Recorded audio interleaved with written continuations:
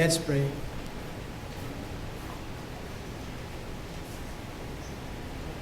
Father, we come to you, Lord, and we thank you for your word. Thank you, Lord, kay maintindihan, Lord, namon ang imong pulong. Kag salamat gid Ginoo kay ikaw ang Dios nga naghatag, Lord, sa amon sang kaluwasan. Naghatag, Lord, sa amon sang kusog. We have the indwelling of the Spirit. Nga mo, Lord, na naghatag, Lord, sa amon kusog to live the Christian life. Kabay pa, Lord, nga buligan mo kami sa amon nga pagtuon sa nga passage. Kagabay pa, Lord, as a church, we will be encouraged to continue sa mission Ginoo nga ginhatag mo sa amon. Be with us, Father, in this very moment. We praise you, Lord, in Jesus' name. Amen.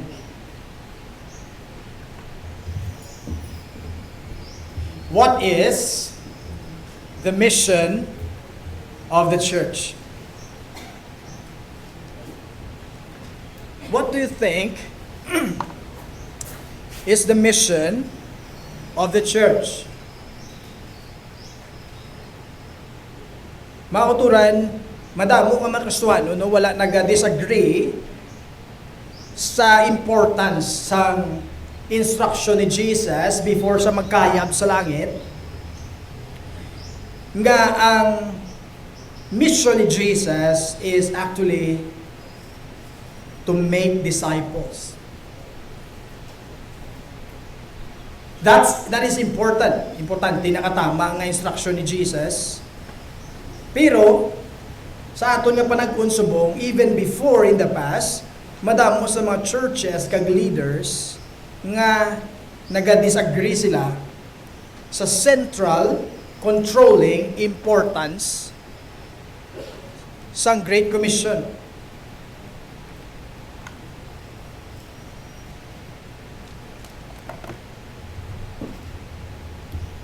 Naringid. Amo lang ni gamiton ko. So, for example, sa church history, we have a great movement in 1965. You have this great World Evangelization Conference. Nga kung sa diin, ang ilang pagdilipon sa mga leaders from different countries. They have this big heart for the world, big heart for Jesus. Ang desire nila is to reach the unreached people group. Kasi sa ilang pagtipon sa 1965, we have this great congress led by Billy Graham, kag kanami sa ilang nga focus, because ang focus nila is the gospel. The mission of the church is to proclaim the gospel. Pero mga kauturan, after that movement, we have the next movement in 1974, another movement nga sa diin natabo sa Switzerland. Countries, lots of leaders all over the world nagtipon sila mauturan, and this singular, narrow focus mission ni Jesus, the proclamation of the gospel, nagbago mauturan. And sila nila, hindi lang the proclamation of the gospel, kundi sila nila may upod nga social justice, may ara idea of alleviating the poverty of people, tapos may ara nas laging dugang dapat i-take care taman ng kalibutan. We have the creation care. So what is the mission of the church? They will answer it not only the gospel, but also social justice, helping the poor, and creation care. So sang una, single lang, isa lang gid ang focus. Ang missions ng church, proclamation of the gospel, salvation of people. Pero may ara sa history nga natabo nga gindugangan nila.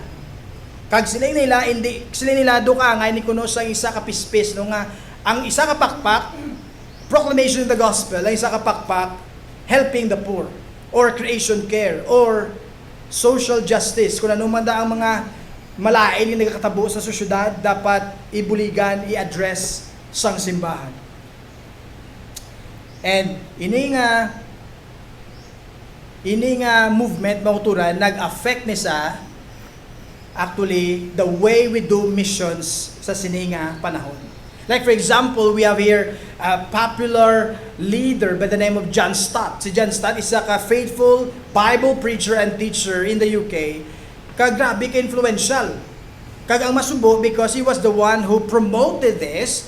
Kag sila niya, nag-change ang mind niya. Sila niya ang mission sa church kuno, gin-argue ya nga hindi lang kuno proclamation of the gospel, kundi dapat ang equal partner yan na is social action.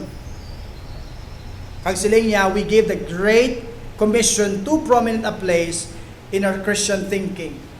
So dapat kung paminsan sa church, hindi lang proclamation of the gospel, kundi ang ubraw sa church, helping the poor, eventually na-develop na sa nadugang pag-creation care,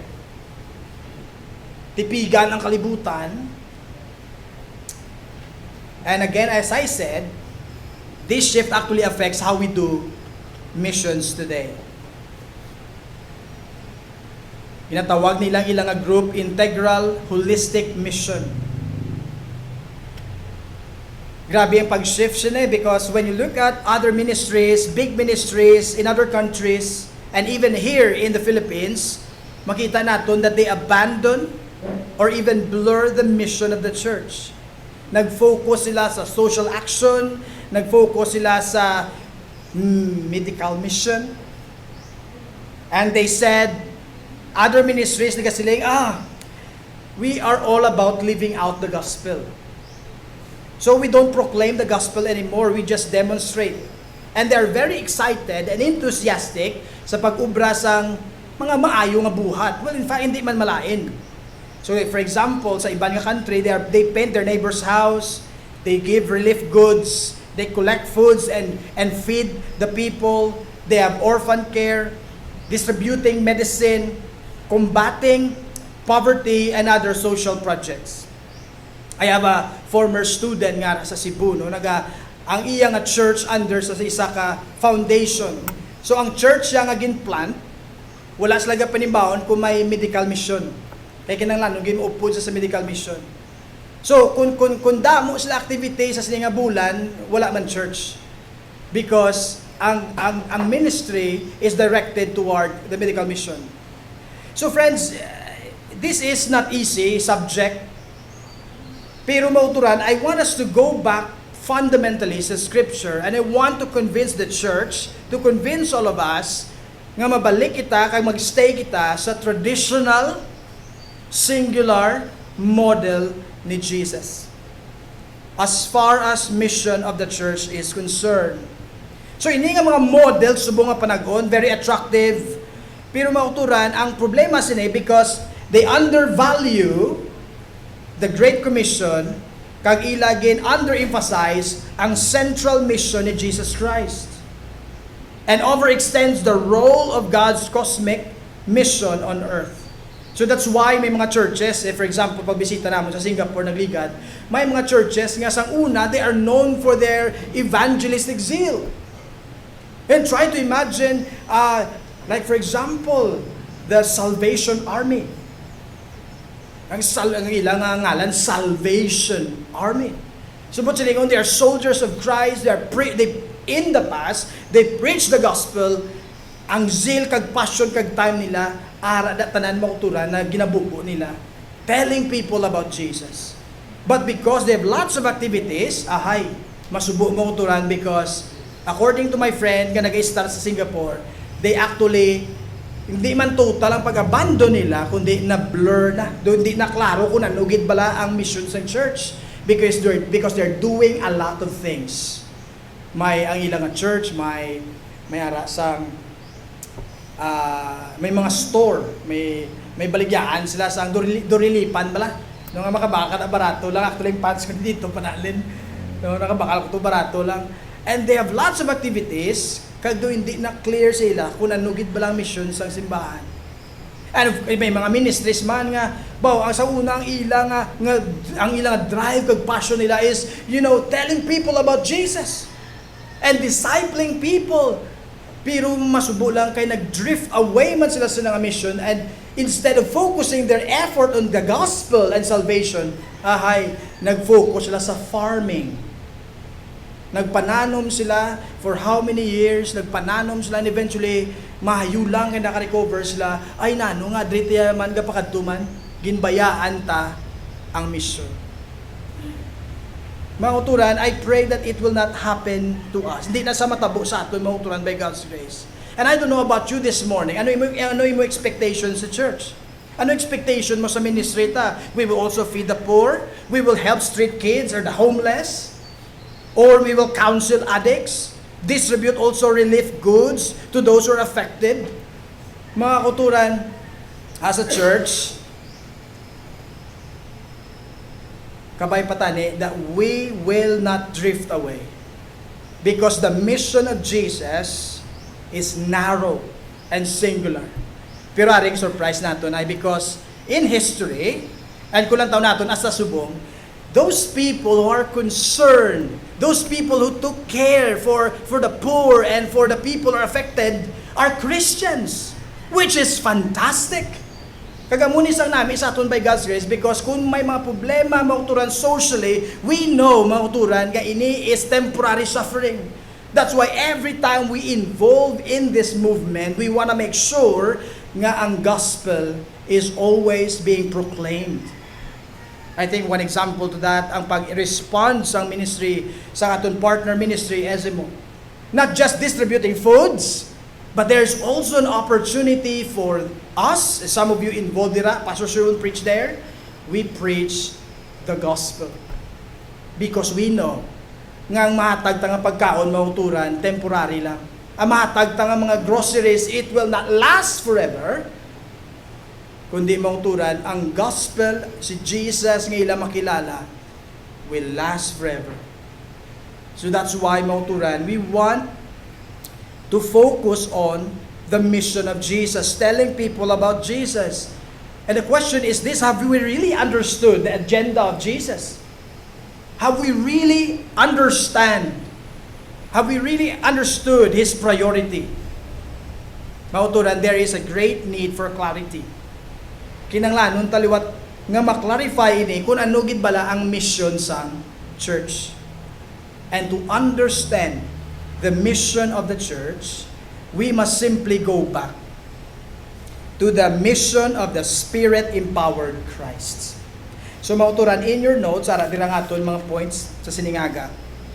What is the mission of Jesus? What is the mission of the victorious Spirit-empowered Christ? Nga abla si Jesus nagkadtugid sa sininga kalibutan. Anong purpose niya? Nagkadto di sa bala to help the poor? Nagkadto di sa bala to just simply address the physical need of people? Nagkadto di sa bala para magmanggaranon ta? Nagkadto di sa bala para, kung may masakit ka, mag-ayo ka, kag para maging wealthy ka, kag maging healthy ka? Mauturan, ano gid balang purpose nga nagkadto diri si Jesus? And here is the headline this morning. Here is the message this morning that the Spirit-empowered Christ, the Spirit-empowered Christ came to proclaim the mission, to proclaim the message of salvation. That's why Jesus came. The Spirit-empowered Christ came to proclaim the message of salvation. Now, I want us to look at, first of all, verse 14 to 15. Natawan niyo sa inyong mga Bibles. The Bible says there, and Jesus returned in the power of the Spirit to Galilee, and a report about Him went out through all the surrounding country.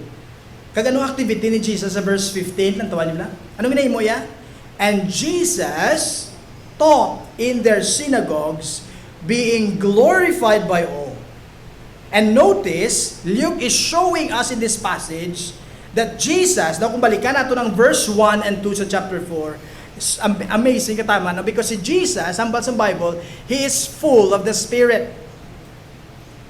And Jesus is being led by the Spirit, verse 1 and 2 sa chapter 4. And here in our passage, makita natin that Jesus, after the temptation, after He was victorious sa temptation, ano ginimo ni Jesus? And Jesus returned.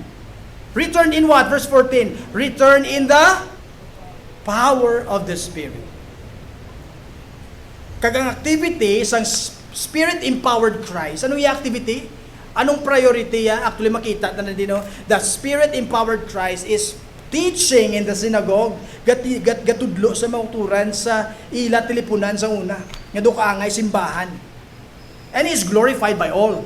But silingon, that He is accepted. Grabe ang pag-accept sa mga tao sa iyang teaching, sa iyang tudlo. He was well received. Pero, eventually makita natin that in His hometown, Nazareth, He was rejected. Pero lang tawan niyo bala makuturan, ang makita tadi makuturan, ang big point sa point number 1 natin sa inyong notes, that Jesus is Spirit-empowered Christ. He is the Spirit-empowered Christ, and this is not a new idea, right? Because when you go back to chapter 1, verse 32, it says there, ang ginabusong ni Maria is from the Holy Spirit. Now, when you go back to chapter 3, verse 22, not a new idea because the Bible says there, and the Holy Spirit descended on Him in bodily form. Not a new idea, right? Kag here, makita natin, gina-remind kita ni Luke that in the Old Testament, ang mga gina-empower, ang mga gina-anoint in the Old Testament, ang mga prophet, ang mga hari, kag ang mga priest. And we discovered already that Jesus is the ultimate prophet. He is the Christ, He is the King. And we discovered already that He is the priest. Kag rin nato makita mauturan that Luke is telling us the authority of Jesus. He is the Spirit-empowered Christ. He has the authority. He was empowered to do the job. Jesus is the perfect man. You remember last Sunday's preaching? He is victorious. Nagdaog sa temptasyon, mauturan. Kung sa diin kitaya, nagkalapugday kita tanan, na-fail kita tanan. Pero si Jesus, He is victorious. And because He is victorious, He is the perfect man, He is God's man, authorized to bring salvation to the world. To bring salvation to you and me. He is our perfect Savior. Now, if you go back again, no, in the Old Testament, you know what? Prophet Isaiah prophesied this 800 years before.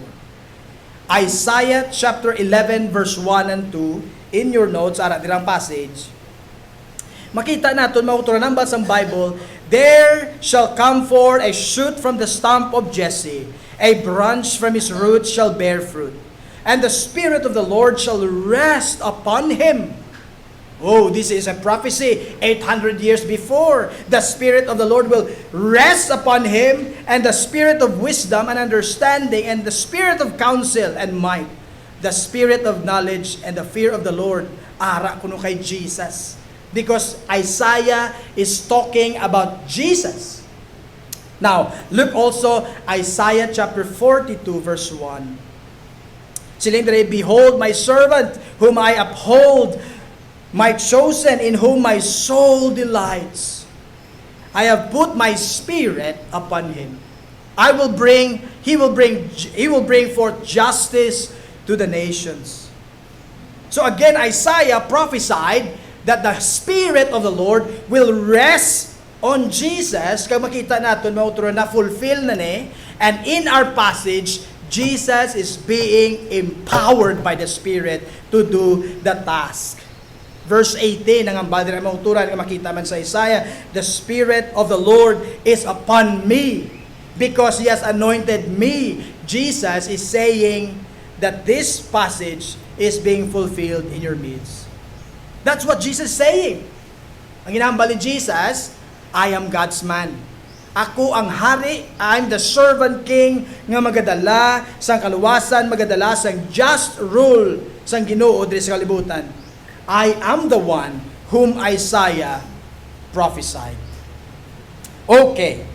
He is God's man, He is God's king, but why did He really came? What will be His main work? What will be His mission? Now, point number 2 in your notes, the proclamation of the message of salvation. That's point number 2, makita natin diri mga kauturan. The proclamation of the message of salvation. Now look at your notes, the proclamation of the message of salvation. Now read with me, I want you to notice the repeated keywords. Okay, look at your Bible, and I will ask you kung ano ang ginasulit-sulit dira sa passage, okay? Because this is the narrow, single focus of Jesus, the Spirit-empowered Christ. Are you ready? Now look at verse 16 and 21. Okay? Verse 16. And he came to Nazareth, sa iyang home place, where he had been brought up.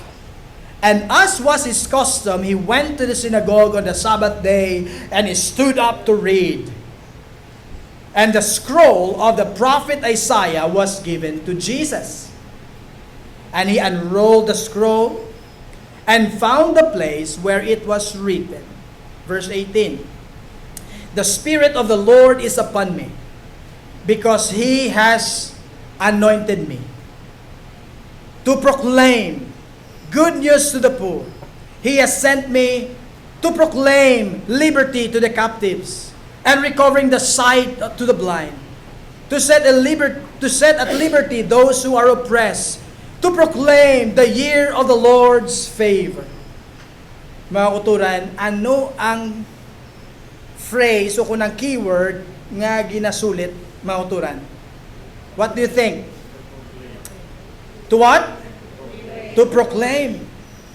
Grabe no, katatlo, giginsulit no? To proclaim, to proclaim, to proclaim. Mga kauturan, this is the narrow, single focus why Jesus came.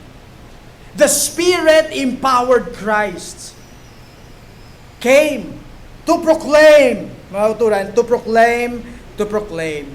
And Luke doesn't want you and me to miss it.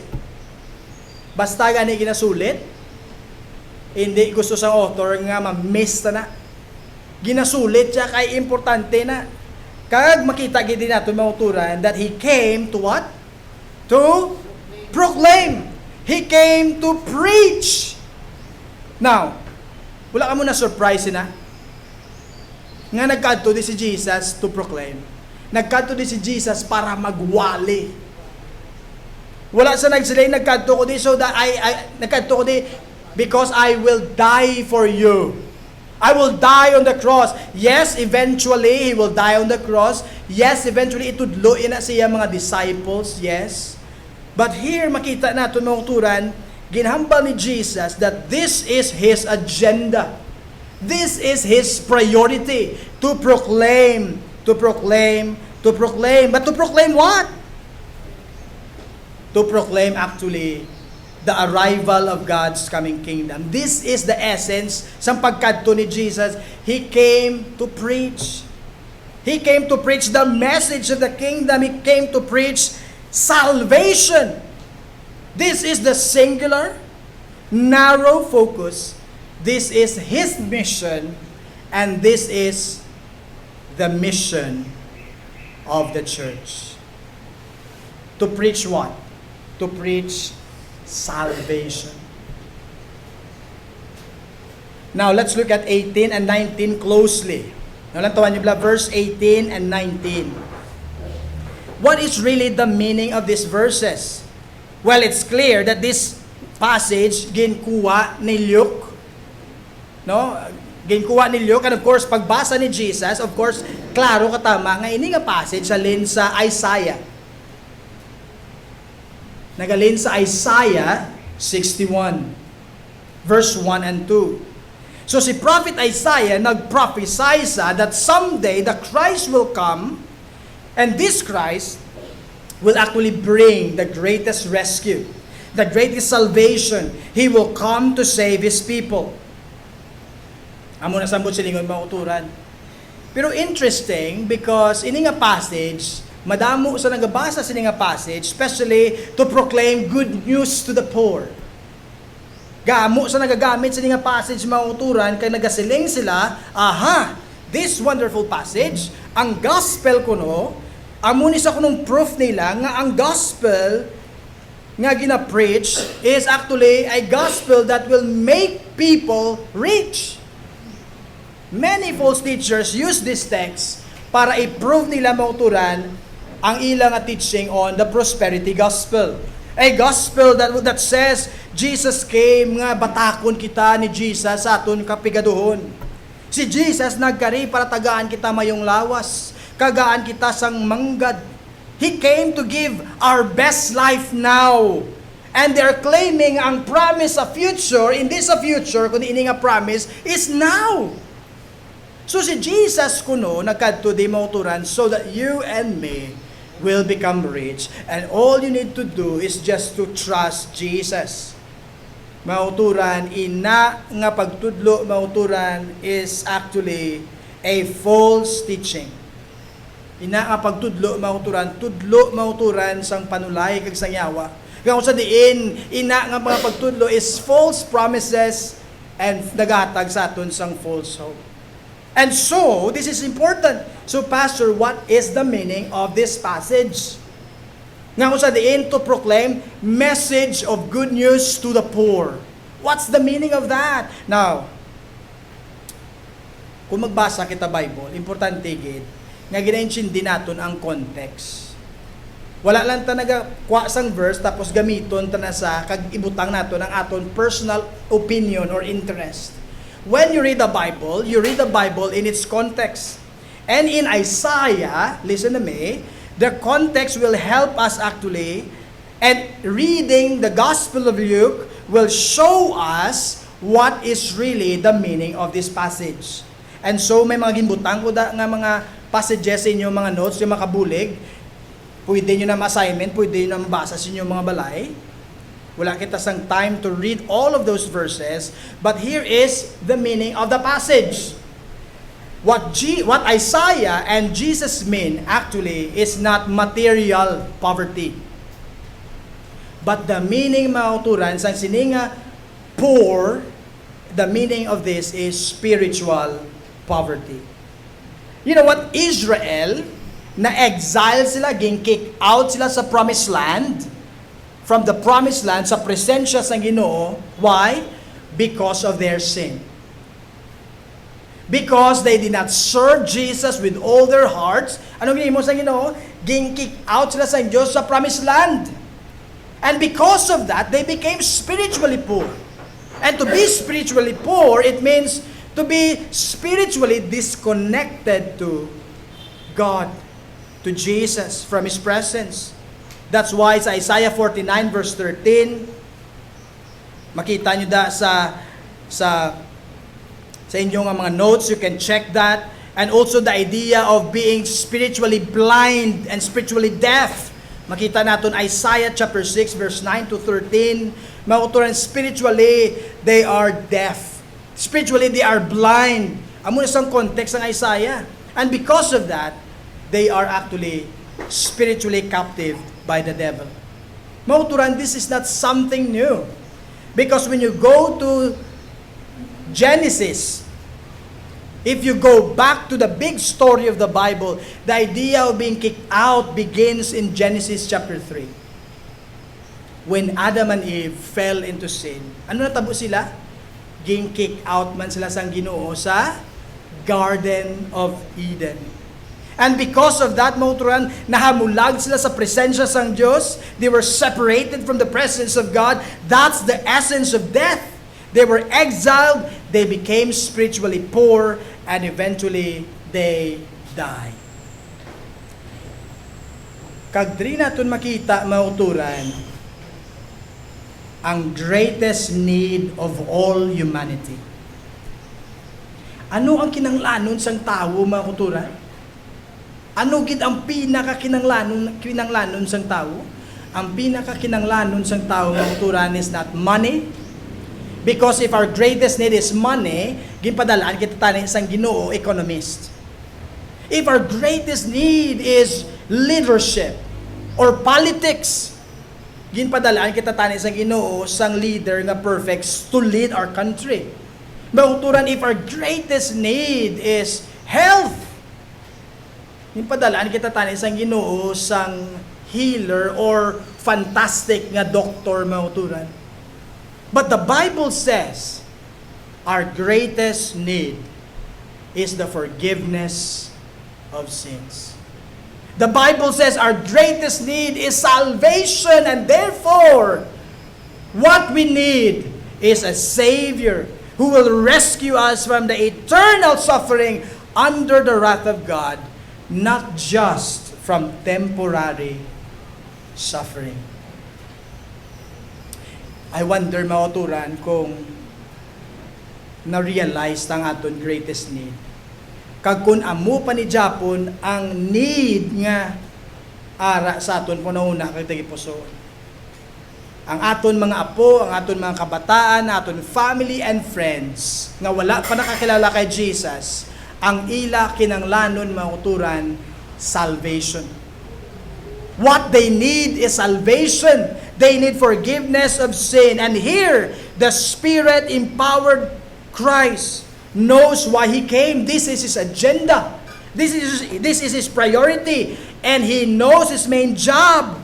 And Jesus is singularly focused on the mission of the proclamation of salvation. Now, if you have your notes there, you can check and trace the verses. Makita natin, mauturan, nga ang category, mauturan, is spiritual category. Yes, when you go to the Gospel of Luke, okay? Kung basahan natin ang Gospel of Luke, you can see physical healing. May mga ginayo man sa mga paralyzed, may mga ginayo man sa mga bulag, may mga gin-deliver man sa mga tao from the demons. But clearly, Jesus is showing that His mission, what His mission is. And what it looks like, kung ikaw under ka sa kingdom ni Jesus, actually, amo ni sa galing tsura, gali. If you're under His kingdom, hala, gintaga niya tagli, picture, gamay nga picture sa gospel, hala, amo ni galing tsura sa kingdom ni Jesus. Kung nagapaidalom ka sa kingdom ni Jesus, there will be no pain. There will be no suffering. There will be no evil. There is joy. There is salvation. And Jesus is giving us that picture here in the gospel. And the future, amuna sa ultimately matabo. But as of the moment sa aton nga time, mauturan, we are still waiting for the ultimate fulfillment of that. But I want to convince you, my dear friends. Now follow with me now as we look at the passage in your notes. Try to remember Luke chapter 1 verse 77. Dumduman nyo ang pagdayaw ni Zechariah when the Lord blessed them with a baby boy named John the Baptist. Ang response ni Zechariah, nagdayaw sa Ginoo, kaginhambal niya mauturan, salvation for the forgiveness of sins. Luke 1 verse 77. He praised God. Kag gina-anticipate siya ang kaluwasan nga dalon sa Dios for the forgiveness of sins. That's the idea of being captive. Now, look at chapter 2 now, verse 10 to 11. You remember, mauturan, the good news of great joy? Sa nag-appear ang angels sa mga shepherds, what was the good news of great joy? The good news of great joy. Because Jesus Christ was born. The Savior. The Savior. The Savior for the forgiveness of our sins.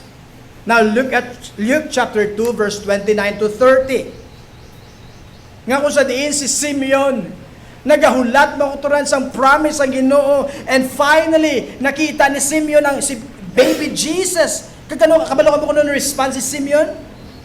Nakita ni Simeon siya, nakita ko na ang salvation. Simeon praised the Lord because he saw the salvation yung pagdalon ni Jesus. Now, when you move to Luke chapter 4, verse 42 to 43, so si Jesus nagapang-ayo sa mga masakiton.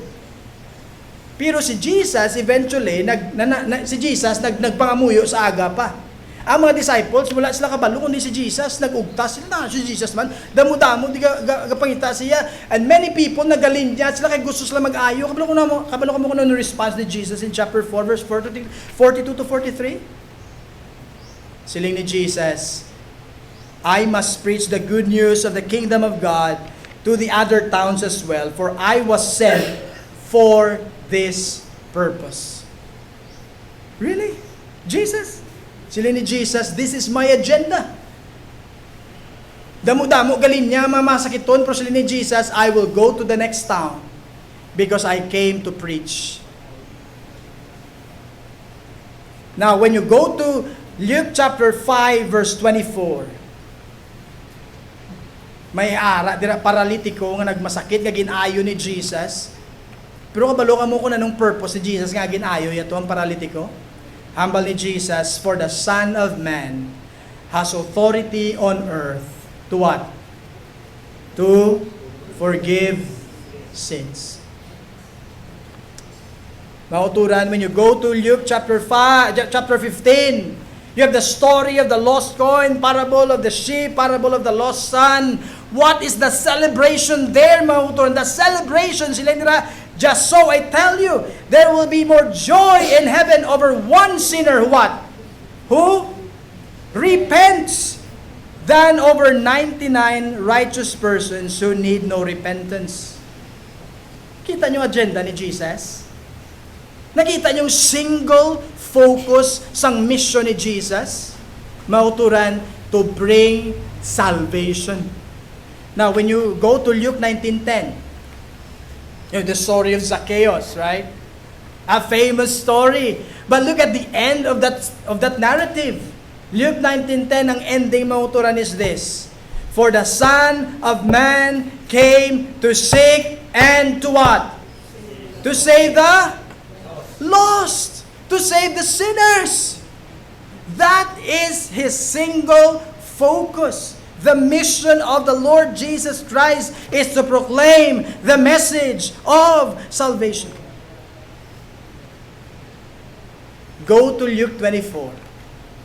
45 to 47, the Great Commission of Jesus is singularly focused, amuman Japon, manguturan, to proclaim the message, forgiveness, and this time, sila hindi rin manguturan, for the nations.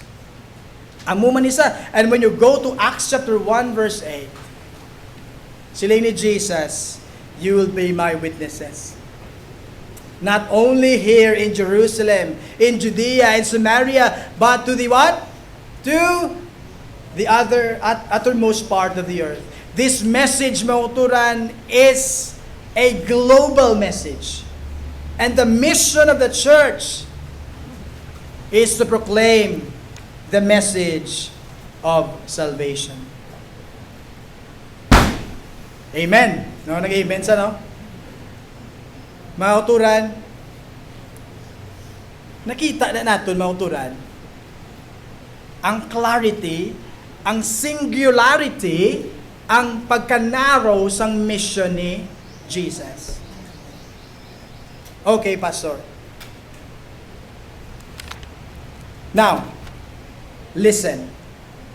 Go back again to Luke chapter 4, verse 18 to 19. Kag ikumparar tani sa ginbasa naton kagina sa aton nga family declaration, Isaiah 61. Gintunan ko ni Mayo mauturan. Kagabalo ka mo kung anong kinalain. Gin-quote, ginbasa ni Jesus ang Isaiah 61 sa synagogue. Gin-unroll ya ang scroll, kaginbasa ni Jesus, pero si Jesus may gin-miss out. Kabalo ko na kung anong gin-miss out yung part after ya pagbasa. Now, if you go back to chapter 4, sila ni Jesus, and the Spirit of the Lord was upon me, because He has anointed me, and to proclaim the good news to the poor, and He has sent me to proclaim liberty to the captives, recovering the sight to the blind, and to set at liberty those who are oppressed, to proclaim the year of the Lord's favor. Dahil sa nagpundo. Pero kung magkanto ka sa Isaiah 61, may sugpon. Anong sugpon?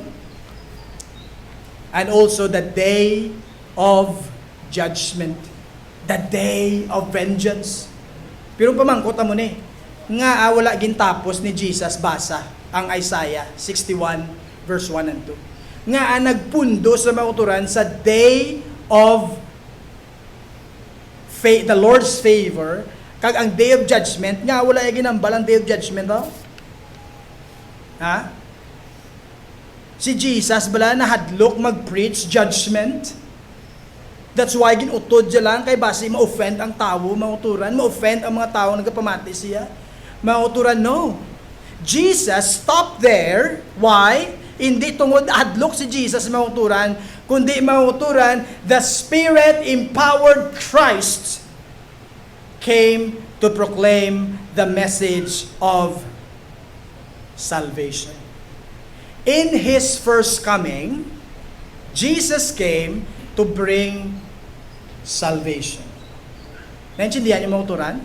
Sa second coming niya, magbalik sa, He will not bring salvation anymore. But Jesus, when He comes back in His second coming, He will bring judgment. Pero sa iyang first coming, what was His main agenda? What was His priority? Mauturan, His priority is to bring salvation. Can you imagine the drama as you read verse 20 and 21? Lang tayo niyo verse 20 and 21. Sila hindi rin mauturan. And He rolled up the scroll and gave it back to the attendant and sat down. Kag ang mata ko nun nila, ara tanan kay Jesus. Yaman.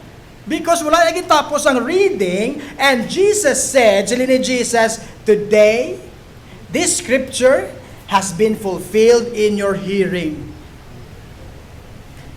Grabe, no? Can you imagine the drama? For example, ka scripture reading, kung dito siya nagpungko, kung ang mata nyo ito na sa ako, tapos nagamba ko din, today, this scripture has been fulfilled in your hearing. Now, what was Jesus saying? Isaiah, sila ni Jesus, Isaiah was talking about me. Any question? Jesus was saying, this is my mission to proclaim the message of salvation. Here is the good news for the world. Here is the good news for you if you are not a Christian. If you are not a Christian today, listen to this. Judgment is delayed, and He offers salvation today. Forgiveness of sin is available. He proclaims the year of the Lord's favor. He will judge someday, but not yet.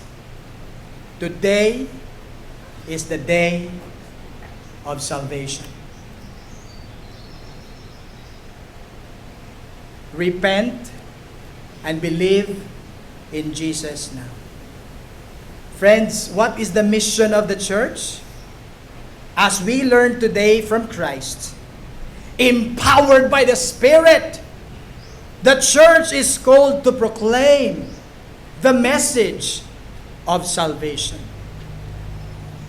Kabay pa amuna sa gina-proclaim ta. Our proclamation is the message of salvation.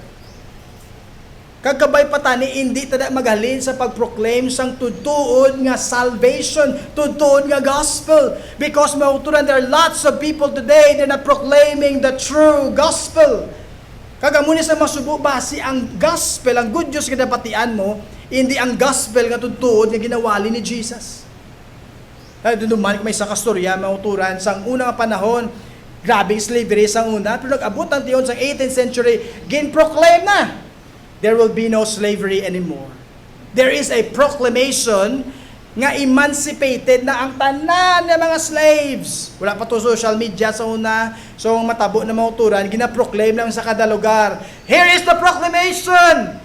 All slaves are free! You are now emancipated! Promera to isa ka slave, nga sa nabatian niya ini nga proclamation, nagkadto sa kay boss ya, sila, hey boss, may good news. May proclamation. Nga nagasiling, we are now emancipated. Kag siling niya sa boss siya, boss, ano sambot silingon man? Good news na kono. We are now emancipated. Ang slave, way kabalokon lumini, isang emancipation. Siling sang boss siya, oh, that's wonderful. But silingon, kamo nga mga pamilya nga slaves, hindi na kamo mabaligya sa iban. Di na lang kamo sa akon, ma-serve kamo di forever. Together. Wow, boss, that's good news. Really? And then one day, may kilala sa nga friend nga slave man, pero subong free na. And then sila, hey, kamusta ang life being emancipated? Sila niya, the best eh. Free na kami sa family ko. Kundi kami magkadto, we are now free. Wala kami boss. We are the boss. We are free. We are happy. And then, what? Do hindi na yamong pag-intindi ko sa emancipation nga get-explain sa amon master. Sila niya sa amon, we will stay sa iya, serve kami all the rest of our lives together as a family. No! Emancipation means you are free. Hindi mo na kinala magbayad sa utang mo kung sa sala mo. You are free. You are free to go and to live whatever you want. That's emancipation.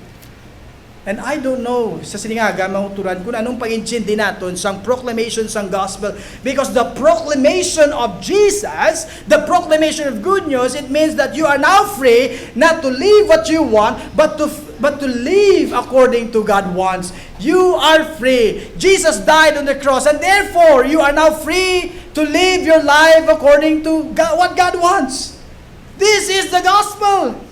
There is forgiveness, there is salvation now. And this salvation, mga uturan, starts now and someday will be forever together with your Master, the Lord Jesus Christ. Ano ang gospel nga ginatuuhan mo, mga uturan? Ang gospel lang inamba sa Bible? O kung ang gospel nga ginatudlo sa iban nga false gospel, nga kung sa diin, simba ka lang pero hindi ka dikalin kay nga ari di mo kaluwasan. No, that's not the gospel. Ano nga gospel nga ginapatiyan mo? Gospel nga nagasiling, gospel nga mamanggaranon, kaya hindi ka magmasakit? Mauturan, that is a wrong gospel. Mauturan, if you are here this morning, not a believer, and maybe you're trying your best to be a good person, or maybe, I don't know, maybe you're here kasi baka para maugasan sa lahat mo, mauturan, listen to me. Jesus proclaims forgiveness of sins. Salvation can only be found in Him. Have you heard the true invitation of the Bible? Nabatian mo lang imbitasyon sang Dios nga tudtuod, mga kauturan? And this is the true invitation of the Lord Jesus Christ. Come, and I will forgive you. Come, because I already died on the cross. There's forgiveness of sins. Respond now. Trust Jesus now before it's too late. Ang ining invitation will not be forever. Now is the day of favor. Come, trust the Lord Jesus Christ. Sa aton nga mga Christians, we can be certain that this is the mission of Jesus. This is His work, this is His agenda, this is His priority. So mga kauturan, He is the Spirit-empowered Christ. So mga kauturan, this is a great encouragement for us that we are in the right path in telling people about Jesus. We are in the right path, and let's engage in what God is doing today. Let's join in His mission. Follow His agenda. Invite our family and friends so that they will have the opportunity to hear the true biblical gospel. Or you can tell them about Jesus now. Jesus will set spiritually captives. Jesus will rescue spiritually poor people. And we can be confident that God will do it.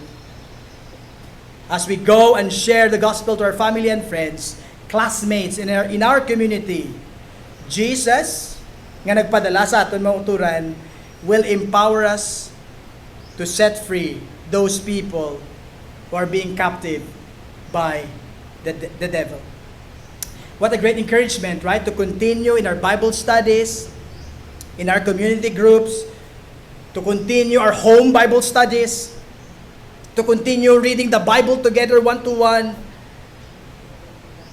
Great encouragement. So, kabay pa mas-stay kita sa narrow salvation focus ni Jesus. And as I have said, interesting. Kay ang mga Kristohanon, nga tudtod nga nagapalangga kay Jesus, kay sa iyang church, they also care about the world. Okay? Interesting that sa history mga uturan, sino ba nagpatindog? Hospitals, schools, nag-organize outreach to feed people so that they can tell people about Jesus. Sino ba sa history ang nag-abolish ang slavery? Interesting. Because ang nag-lead sina nga mga movements are Christians. Nga ang single focus nila ang gospel.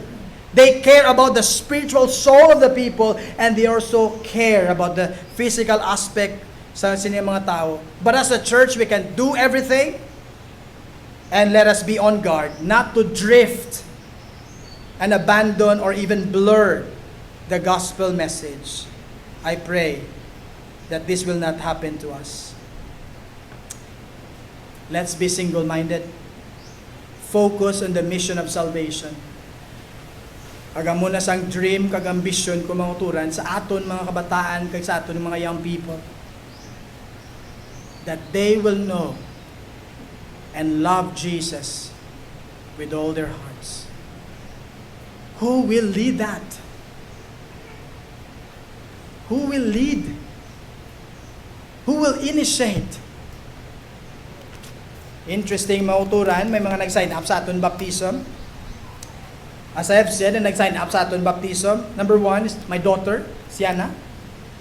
Number 2, si Shael. Number 3, si Ino. Number 4, si Daniel. I will be talking to them today. And I don't know diri sa aton base may ari diri. Pastor, I love Jesus. I want to know Him. I want to declare my faith. I want to know more about baptism. If that is the case, meet me in this area. We will talk. We will talk about your commitment to the Lord Jesus. Let's pray and then we'll go to our discussion.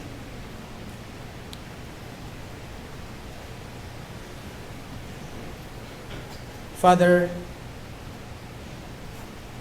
help us, Lord, that as a church, we will be single-minded in telling people about Jesus. Buligay kami, Lord, kung paano ni Lord naman ma-apply sa amon nga life and even Ginoo sa opportunities nga ginhatag Lord sa amon. Buligi kami Ginoo nga maging may weight Lord sa amon ang kaluwasan Ginoo sa amon mga family and friends nga wala pa Lord nakakilala kay Jesus. Help us Lord in Jesus' name. Amen.